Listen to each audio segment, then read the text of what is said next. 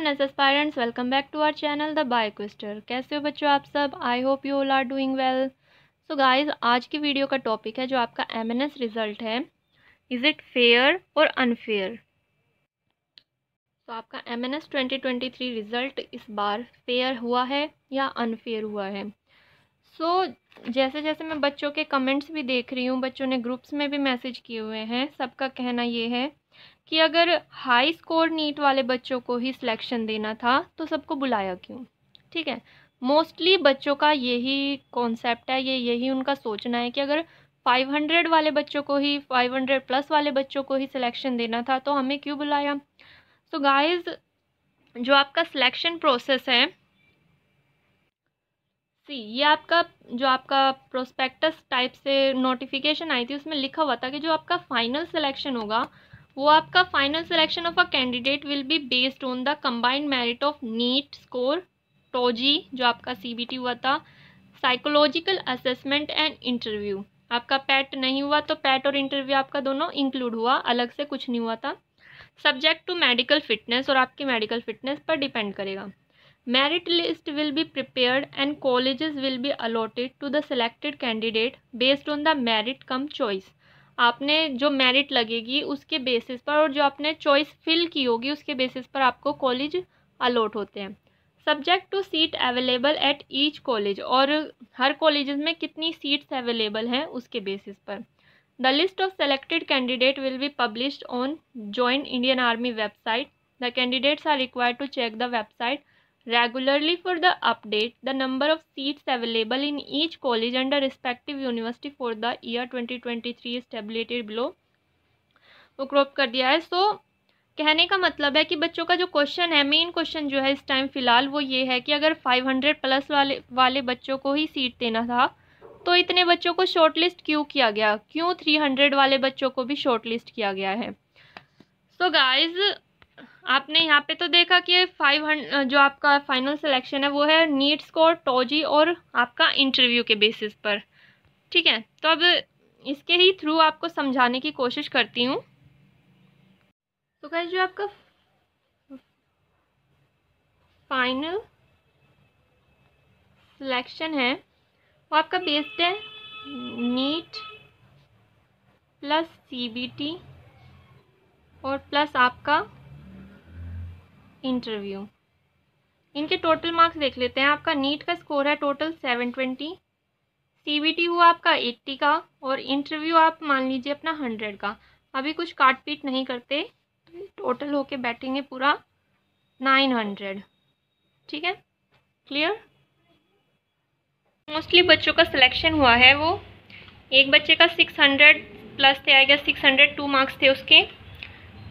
514 पर भी सिलेक्शन है कुछ एक बच्चे का, 536, 570 के आसपास भी बच्चों का सिलेक्शन है। तो ये तो हुए आपके नीट स्कोर। ठीक है, आप सपोज आप 602 वाले को ही लेके चलिए, 602। फिर सीबीटी में से वो कितना मैक्सिमम लेकर आ सकता है? मैक्सिमम नहीं, आप मिनिमम लेकर चलिए। उसके मिनिमम कुल 30 मार्क्स भी आते हैं, और इंटरव्यू में भी उसके मिनिमम आप 60 मार्क के चलिए। ठीक है, तो टोटल कितना हुआ इनका टोटल बैठेगा, इस बच्चे का टोटल बैठेगा बच्चों 722। अब तो इसका टोटल बैठेगा 722।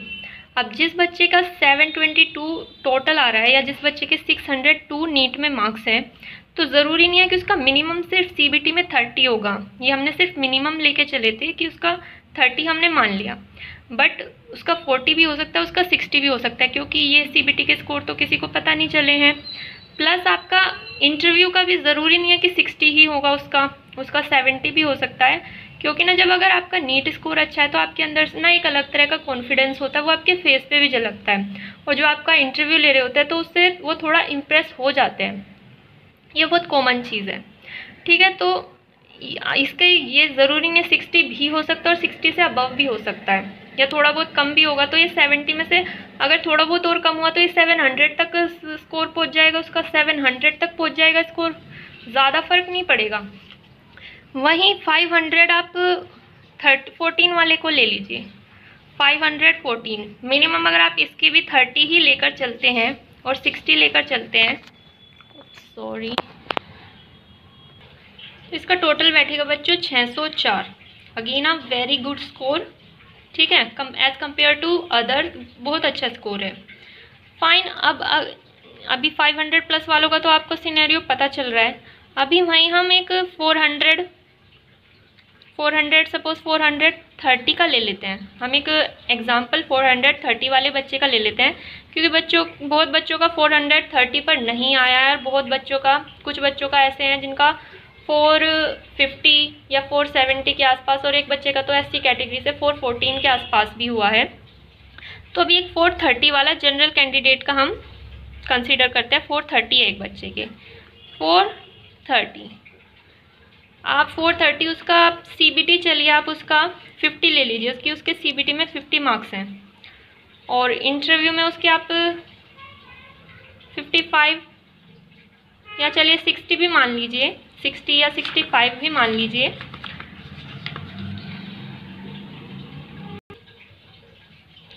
तो अगर हम 55 मान के चलते तो उस बच्चे का अराउंड 535 के आसपास आता है, ठीक है। और अगर इसको ही हम इंटरव्यू को हम 60 मांग ले, तो क्योंकि ये बहुत ज़्यादा स्कोर हो जाता है, इंटरव्यू में इतना ज़्यादा स्कोर नहीं आ पाता, मैक्सिमम आपका 80 मार्क्स तक आ जाता है इंटरव्यू में। अगर किसी के पास NCC सर्टिफिकेट है तो उनका ज़्यादा अच्छा स्कोर होगा, और आपके पास स्पोर्ट्स कोटा होना चाहिए, आपके पास मतलब स्पोर्ट्स का सर्टिफिकेट भी होगा, या फिर आपके पास आप डिपेंडेंट हो, आपके फैमिली में कोई आर्मी से है, तो उनका स्कोर थोड़ा और हाई चला जाता है। बट जो जनरली बच्चों का 70 मैक्सिमम हो जाता है, ठीक है। तो हम 55 का नॉर्मल स्कोर लेके चल रहे हैं, उस बच्चे के बैठे 535।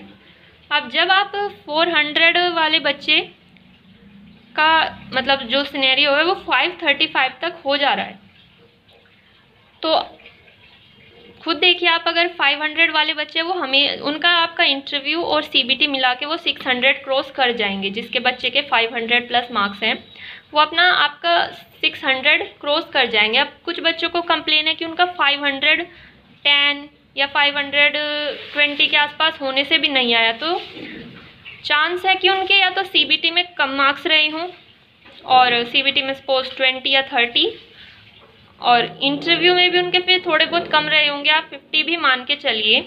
अगर उनका 510 है और सीबीटी में उनका 20 और इसमें आपका 50 मान लीजिए, 50 20 70, तो ये हुआ आपका 580, टोटल आपका 580 हुआ।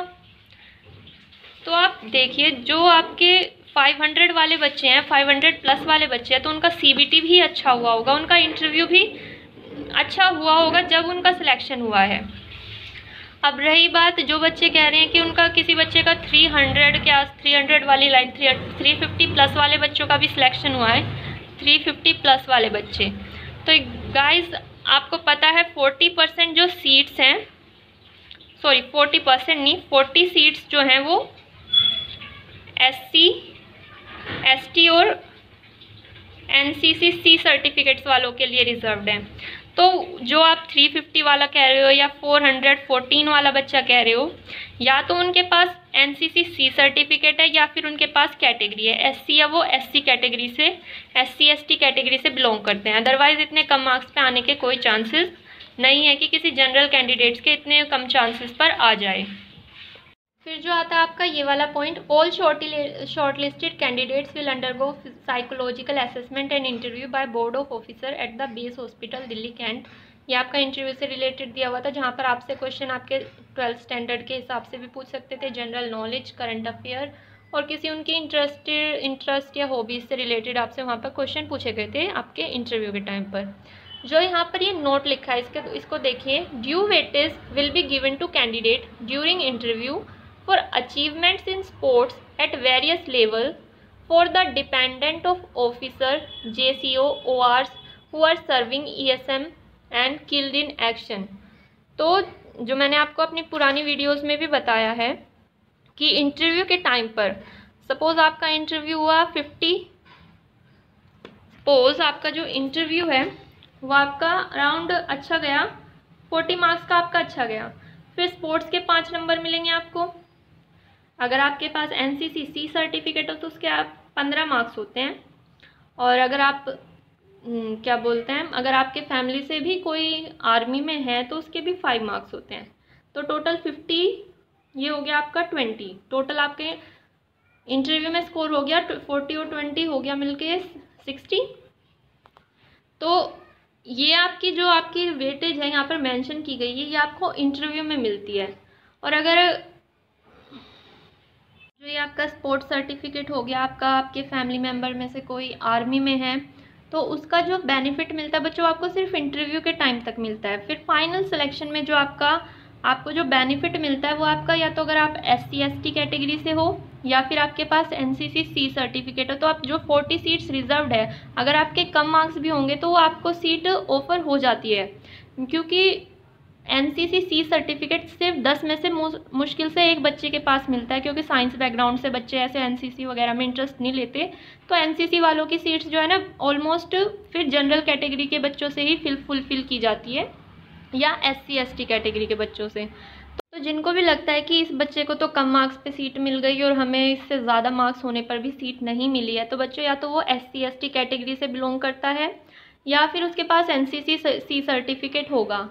प्लस एक और, अगर आपके मार्क्स टाई हो रहे हैं तो आप में दोनों बच्चों में देखा जाएगा कि 12th किसने पहले, मतलब किसने रिसेंट में 12th पास की है। तो जो फ्रेशर, जो ज़्यादा मतलब यंग किड्स होते हैं, उनको प्रायोरिटी दी जाती है जिन्होंने रिसेंटली 12th पास की होगी। अगर दो बच्चों में टाई हो रहा है तो प्रायोरिटी उसे मिलेगी जिसने अभी रिसेंट में 12th पास की है। तो ये उनका सिलेक्शन प्रोसेस है।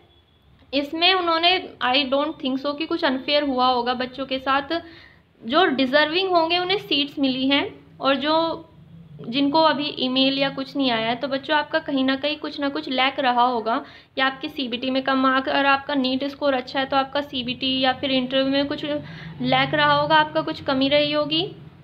अदरवाइज़ रिज़ल्ट उन्होंने फेयर ही निकाला होगा।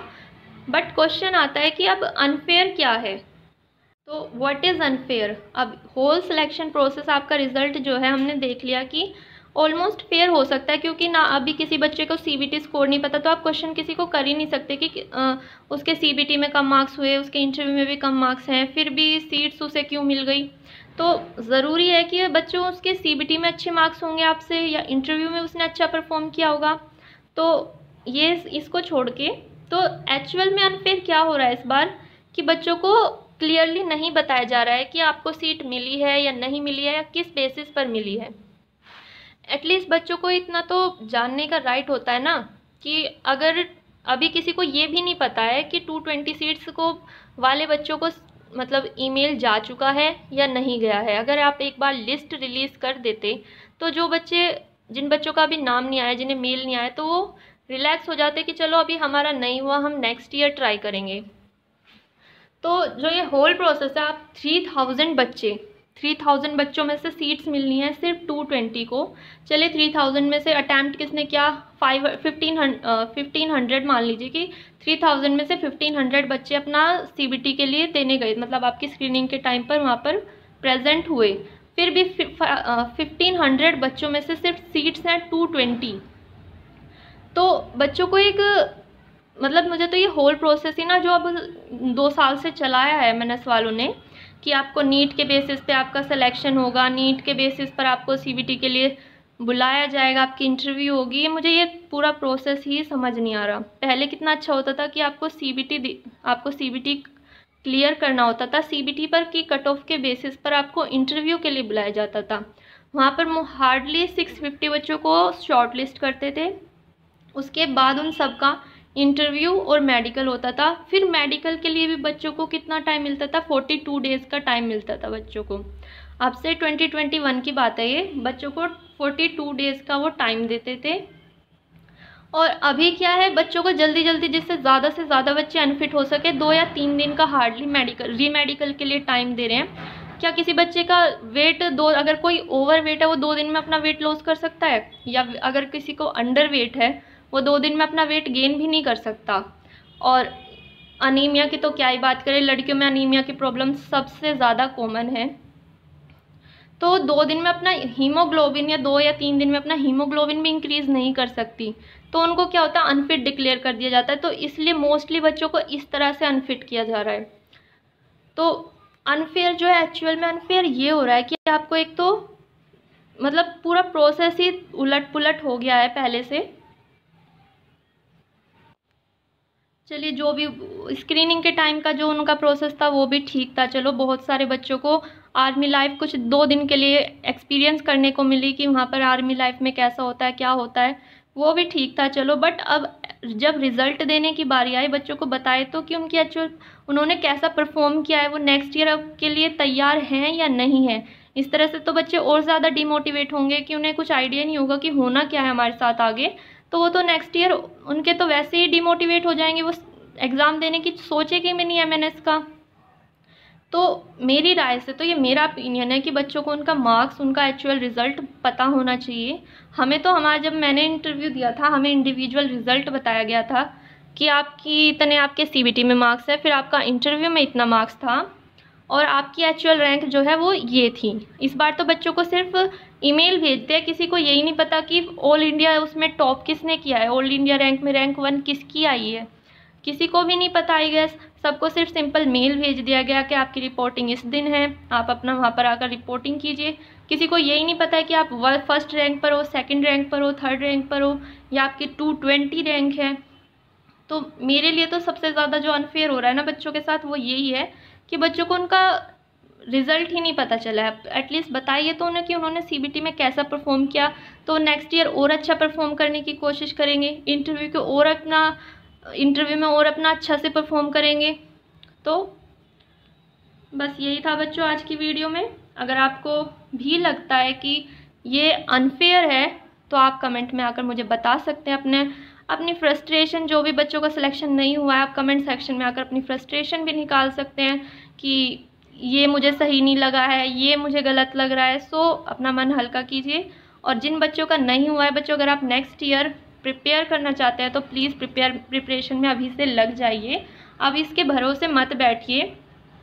बहुत मुश्किल से अभी सिर्फ 2-3 बच्चों का सुनने में आया है कि उन्होंने अपनी सीट छोड़ रहे हैं, वो उन्होंने विलिंगनेस सेंड नहीं किया है। तो आप 2-3 बच्चों से क्या होता है, ठीक है। तो आप अपना जो है अभी सिर्फ अपना, या तो आप नेक्स्ट ईयर आपको ड्रॉप करना है तो अपनी नीट की प्रिपरेशन में लग जाइए। नीट के बेसिस पे या आपको एमएनएस करना है तो आपके पास अभी सोचने के लिए टाइम है कि आपको एमएनएस करना है या नहीं करना। उससे पहले आपके सामने है नीट। आप नीट 2024 के लिए प्रिपरेशन में लग जाइए।